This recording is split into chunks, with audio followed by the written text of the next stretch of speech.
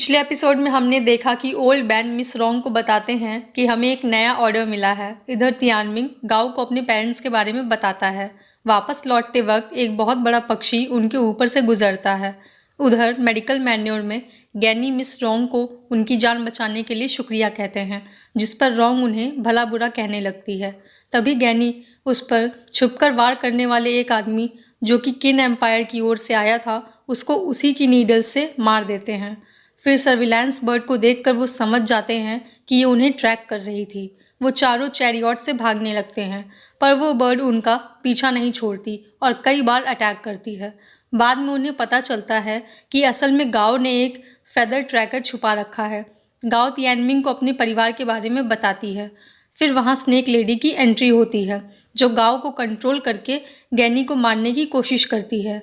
अब आगे के एपिसोड में दिखाया जाता है कि मिस रोंग गैनी को मारने ही जा रही थी कि तभी ऊपर से एक मैकेनिकल बॉक्स आकर गिरता है, जो खुलकर स्नेक्स को काटने लगता है। वो सभी पहाड़ के छोर पर पहुंच जाते हैं। तभी ओल्ड बैन एक मैकेनिकल बर्ड के साथ वहां पहुंचते हैं और उन सभी से उस पर कूदने को कहते हैं। तभी गैनी मिस रोंग और तियानमिंग को लेकर उस पर कूद जाते हैं। इधर मैकेनिकल बॉक्स की एक आर्म टूट जाती है, पर वो दोबारा खुलता है और स्नेक्स को काटने लगता है। धीरे धीरे वो गांव की ओर बढ़ रहा था। तभी ओल्ड बैन मैकेनिकल बर्ड को घुमाकर वापस छोर के पास ले आते हैं। मिस रोंग गांव का हाथ पकड़ने की कोशिश करती हैं, पर जैसे ही गांव कूदकर उसका हाथ पकड़ने वाली थी, स्नेक लेडी एक पत्थर उसके हाथ पर मारती है, जिससे गांव नीचे गिरने लगती है। ये देखकर तियानमिंग को समझ आता है कि वो कितना कमज़ोर है, कुछ भी नहीं कर सकता। पर तभी वो तय करता है कि वो ताकतवर बनेगा। इधर गांव गिरते हुए अपने बीते हुए समय को याद कर रही थी। तभी मैकेनिकल बर्ड तेजी से नीचे की ओर आती है और गैनी गांव का हाथ पकड़कर उसे ऊपर खींचने की कोशिश करते हैं। पर गांव कहती है कि तुम मुझे बचाकर एहसान करना चाहते हो ताकि मैं तुमसे नफरत ना करूं। ओल्ड बैन कहते हैं पहले तुम ऊपर आ जाओ, फिर बात करेंगे। गैनी कहते हैं कि तुम्हारे पिता ऐसा कभी नहीं चाहते। गांव उनका हाथ छोड़ने की कोशिश करती है। मिस रोंग सोचने लगती हैं कि गैनी की बॉडी में अभी भी पॉइजन है, वो ज़्यादा देर तक उसका हाथ नहीं पकड़ पाएंगे। तभी गैनी के हाथ में गांव को वो नेकलेस दिखाई देता है, पर वो उनका हाथ छोड़ देती है। तभी तियानमिंग नीचे कूद जाता है और उसे पकड़ लेता है। गैनी नीचे आकर उन्हें पकड़ते हैं। फिर ओल्ड बैन मैकेनिकल बर्ड को फ्लिप करते हैं, जिससे वो दोनों बर्ड पर आ जाते हैं। मिस रोंग गांव को संभालती हैं और वो वहाँ से आगे चले जाते हैं। इधर स्नेक लेडी वीज वैंग से कहती है कि वो मैकेनिकल बॉक्स काफ़ी खतरनाक था, उसने मेरे स्नेक्स को मार दिया।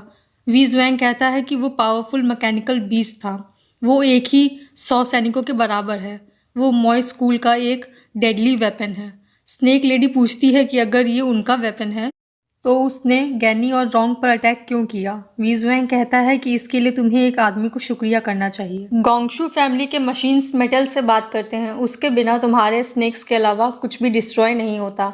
स्नेक लेडी कहती है कि प्रिंसेस यान की डेथ के बाद यान की रॉयल ब्लड लाइन का अंत हो जाएगा। वीज वैंग कहता है कि यान को अब लोग मुश्किल से ही याद रखते हैं, तो उसकी प्रिंसेस को कौन याद रखेगा। इधर गांव को होश आता है और वो कहती है कि मैंने तुम्हें अपनी आंखों से उन्हें मारते हुए देखा था। तभी उसे गैनी की जगह वीज वैंग और उसकी तलवार दिखने लगती है। मिस रोंग कहती हैं कि इस पर अभी भी फायर चार्म का असर है। गांव फिर से भ्रमित होने लगती है। मिस रोंग उसे बताती हैं कि वीज वैंग ने उसके पिता को मारा था। गांव कहती है कि ये नहीं हो सकता। मिस रोंग कहती है कि स्नेक लेडी ने फायर चार्म से तुम्हारे दिमाग में इल्यूजन क्रिएट किया था। तब उसे याद आता है कि उसने मेडिकल मैन्योर में एक रेड स्नेक देखा था, जिसका पीछा करते हुए वो जंगल में पहुंच गई थी, जहां स्नेक लेडी की आंखों में देखते ही वो भ्रमित हो गई थी। तभी मिस रोंग उसे सुला देती हैं। तियानमिंग पूछता है कि ये तुमने क्या किया। वो बताती हैं कि फायर चार्म की वजह से इसकी बॉडी और माइंड को बहुत तकलीफ पहुंची है, इसलिए उसका सोना ही बेहतर होगा। नींद में गाँव को फिर से पास्ट का सीन दिखाई देता है। वो उठ जाती है और अपनी माँ के नेकलेस को देखती है। गैनी बताते हैं कि मैं तुम्हें ढूंढने के लिए गया था, पर लोगों ने बताया कि तुम जा चुकी हो। मैं इतना बता सकता हूँ कि तुम्हारे पिता तुम्हारी माँ और तुमसे बहुत प्यार करते थे। गाओ कहती है कि वो हमें छोड़कर चले गए थे, वो इर्रिस्पॉन्सिबल थे। गैनी कहते हैं कि उन्होंने तुम्हें अच्छी ज़िंदगी देने का वादा किया था, पर किन असैसिनेशन प्लान के फेल होने के कारण तभी गांव पूछती है कि ये क्या है। वो बताते हैं कि इस पर कई लोगों की ज़िंदगी दांव पर लगी थी। तियानमिंग पूछता है कि वो प्लान क्या था। मिस रॉन्ग बताती हैं कि 12 साल पहले जब तुम पैदा हुई थी, किन पूरी दुनिया पर कब्जा नहीं कर पाए थे। किंग जैंग ने हैन और वी पहले ही तबाह कर दिए थे। किन चू किंगडम पर अटैक कर रहे थे। चू किंगडम ने उनका विरोध किया, पर अंत में वो किन के द्वारा हरा दिए गए। किन के जनरल वैंग जियान ने एक आर्मी का नेतृत्व करके चू के सैनिकों को हरा दिया, और शियांग यान, जिसने चू आर्मी को लीड किया था, ने आत्महत्या कर ली थी। तभी तियानमिंग कहता है कि शियांग शौ की फैमिली का नाम भी शियांग है। मिस रॉन्ग कहती हैं कि शियांग यान उनके दादा थे। दूसरी तरफ एक आदमी वीज़ुएंग के पास आता है। वीज़ुएंग उससे कहता है कि इस समय वो लोग बस एक जगह जा सकते हैं। वो आदमी कहता है मैकेनिकल सिटी। वीज़ुएंग उससे प्लान को फॉलो करने को कहता है। इधर मिस रॉन्ग आगे बताती हैं कि उस समय किन्स ने जाओ को बर्बाद कर दिया था और उनकी आर्मी यीशुई नदी के पास रुकी थी, जो कि यैन के पास थी। तुम्हारे पिता को पता था कि किन का अगला टारगेट यैन होगा, इसलिए उन्होंने एक प्लान तैयार किया। उन्होंने एक असैसिन भेजकर यिन जैंग को मारने की सोची। मॉय स्कूल ने भी उनका साथ दिया। तभी पास्ट का सीन दिखाते हैं जिसमें एक असैसिन यिन जैंग को मारने के लिए तलवार निकालता है। अब प्रेजेंट में तियानमिंग बोलता है कि अब तो किन ने दुनिया पर कब्जा कर लिया है। यैन और चू भी डिस्ट्रॉय हो चुके हैं और यिंग जैंग अभी भी जिंदा है। आपका प्लान कामयाब नहीं हुआ था ना। स्ट्रॉन्ग कहती हैं कि उनका प्लान फेल हुआ था, पर मॉय स्कूल ने कभी हार नहीं मानी। गाओ पूछती है कि उसके पिता का फिर क्या हुआ था। वो बताती है कि जब यिंग जैंग को पता चला कि वो क्राउन प्रिंस का प्लान था, उसने यान पर अटैक करने के लिए एक आर्मी भेजी। गैनी बताते हैं कि किंग ऑफ यान ने सारा इल्ज़ाम तुम्हारे पिता पर डाल दिया और उन्हें अरेस्ट करने का ऑर्डर दिया। वो उन्हें उनकी पत्नी और बच्ची के साथ यिंग जैंग को सौंपना चाहते थे। तुम्हारे पिता कई सालों तक तुम दोनों को छुपाते हुए जगह जगह भटकते रहे। उन्होंने मुझसे तुम्हें सॉरी कहने को कहा। तियानमिंग के मन में कई सारे सवाल थे, जैसे अंकल गैनी असल में कौन है। एम्परर ने सैनिक क्यों भेजे उन्हें रोकने के लिए जब वो किन छोड़कर जा रहे थे, और वो मॉय स्कूल से कैसे जुड़े हुए हैं। वियर्ड वुमेन ने कहा था कि गैस सरनेम वाले किसी भी आदमी का इलाज नहीं करती है, पर उनकी रेनबो एबिस को देखते ही उन्हें बचाने के लिए क्यों तैयार हो गई। वीज वैंग और अंकल गैनी के बीच क्या रिश्ता है, ये सब सोच सोचकर वो पागल हो रहा था। वो कहता है ये सब कितना कॉम्प्लिकेटेड है। फिर मिस रॉन्ग गैनी को शीशी पॉइजन का एंटीडोट देती हैं। ओल्ड मैन कहते हैं कि अभी कुछ अजीब हुआ। जब मैंने देखा कि तुम लोग स्नेक्स से घिरे हो, तब मैंने मैकेनिकल बॉक्स छोड़ा था ताकि स्नेक्स खत्म हो जाएं, स्नेक लेडी ब्लॉक हो जाए। तभी तियानमिन कहता है कि उसने तो हमें पहाड़ से नीचे गिरा दिया था। ओल्ड मैन उसे चुप कराते हुए कहते हैं कि मैं यही कह रहा हूँ, ऐसा पहले कभी नहीं हुआ, नहीं इसके पीछे। तभी मिस रॉन्ग कहती हैं the machines of the Mo school make wood and stone walk, the mechanics of the Gongshu family let metal talk, Gongshu family का हायर। ओल्ड बैन कहते हैं कि वो पिछले 300 सालों से मॉय स्कूल से मुकाबला कर रहे हैं। तियानमिन के पूछने पर गैनी बताते हैं कि जब मॉय स्कूल मैकेनिक्स की एक्सपर्टीज के साथ स्थापित हुआ था, वो सभी से अलग था। 7 स्टेट्स में मॉय स्कूल फैले थे। साथ ही Confucian school, the Legalist school, the दाओई स्कूल और मिलिट्री स्कूल, ये 5 बड़े स्कूल थे। तियानमिन पूछता है कि आप तो घोस्ट वैली से हैं, तो वो बड़े स्कूलों में शामिल क्यों नहीं है। वो बताते हैं कि वो एक छोटा सेक्ट है। कई 100 सालों तक उसकी एक ही ब्रांच थी और कुछ ही शिष्य थे।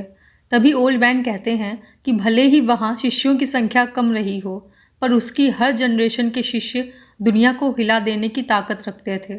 तियानमिन कहता है मेरा भी यही मानना है, घोस्ट वैली सभी स्कूल से बेहतर है। गैनी कहते हैं कि बहुत सी ऐसी चीज़ें हैं जिनके बारे में तुम नहीं जानते। 100 से भी ज़्यादा स्कूल्स के सच्चे एक्सपर्ट्स पूरी दुनिया में फैले थे और मुझे उनमें से कुछ लोगों से सीखने का मौका मिला। तियानमिन उनसे गोंगशू फैमिली के बारे में पूछता है। वो बताते हैं कि ये एक कंपाउंड सरनेम है। ये फैमिली भी मशीनरी आर्ट्स के लिए फेमस है। तियानमिन पूछता है कि क्या वो ऐसी मैकेनिकल बर्ड भी बना सकते हैं। ओल्ड मैन कहते हैं कि ये मॉय स्कूल का इन्वेंशन है, वो ये नहीं बना सकते, फिर चाहे उनके 2 सर ही क्यों ना हो। तियानमिन कहता है तो उनका नाम सुनते ही तुमने मुंह क्यों बना लिया। कहीं तुम इसलिए तो ऐसे बात नहीं कर रहे हो क्योंकि तुम्हें खुद भी अंदर से डर लग रहा है। ओल्ड मैन उसे डांटने ही जा रहे थे, पर रुककर कहते हैं कि अगर मिस रोंग और गाओ यहाँ नहीं होती तो तुम्हें सबक सिखाता। गैनी कहते हैं कि मॉय स्कूल की मशीनरी लड़ाई के लिए नहीं है, पर गोंगशू फैमिली की मशीनरी के शामिल होने पर युद्ध होना तय है। तभी एक ईगल तेजी से आकर ओल्ड बैन पर हमला करती है। गाओ जाकर मैकेनिकल बर्ड का हैंडल संभालती है। तभी उसे महसूस होता है कि वो अपना हाथ नहीं हिला पा रहे हैं। मिस रॉन्ग कहती है कि इन पर पॉइजन का असर हुआ है और सिल्वर नीडल लगाकर उसे फैलने से रोक देती है। तभी वो ईगल फिर से उनकी ओर आती है। गाओ मैकेनिकल बर्ड की डायरेक्शन बदलने की कोशिश करती है, जिससे वो शेक करने लगती है। गैनी मिस रॉन्ग को गिरने से बचाते हैं और तियानमिंग को ईगल के पॉइजनस पंजों से बचने को कहते हैं। उससे बचते हुए तियानमिंग गिरने ही वाला था, पर मिस रॉन्ग उसे बचा लेती हैं। वो उनका मजाक उड़ाता है। वो भी उसे छोड़ने की धमकी देकर उसे डराने लगती हैं। ईगल दोबारा उनकी ओर आ ही रही थी कि वो उसे मार देती हैं, पर तभी गाओ उनसे पीछे देखने को कहती है। पक्षियों का बड़ा झुंड उनकी ओर आ रहा था, जिसमें एक बड़ी बर्ड पर सवार एक आदमी भी था, जिसका नाम बाईफैंग था। गैनी बताते हैं कि वो हैन के टॉप 4 रॉयल गार्ड्स में पहली रैंक पर है। मिस रॉन्ग कहती हैं कि मैंने सुना है ये बर्ड्स को कंट्रोल कर सकता है। गैनी कहते हैं इसीलिए इसे किंग ऑफ बर्ड्स कहा जाता है। ये सफ़ेद कपड़े पहनना पसंद करता है, जिसके कारण इसका नाम बाईफैंग वाइट फिनिक्स पड़ा। और ये भी कहा जाता है कि बर्ड्स की मदद से ये फ्लाई और ग्लाइड कर सकता है। ये वीज़वैंग का स्ट्रॉन्गेस्ट सबऑर्डिनेट है, जो वूशैंग और वुल्फ किंग से कहीं ज़्यादा ताकतवर है। गैनी ओल्ड बैन से पूछते हैं कि क्या वो मैकेनिकल बर्ड को हैंडल कर सकते हैं। वो कहते हैं नहीं। इस पर मिस रॉन्ग कहती हैं कि गाओ ने ये सीखा है, वो हैंडल कर लेगी। गैनी कहते हैं लगता है ये अटैक लॉन्च कर रहा है।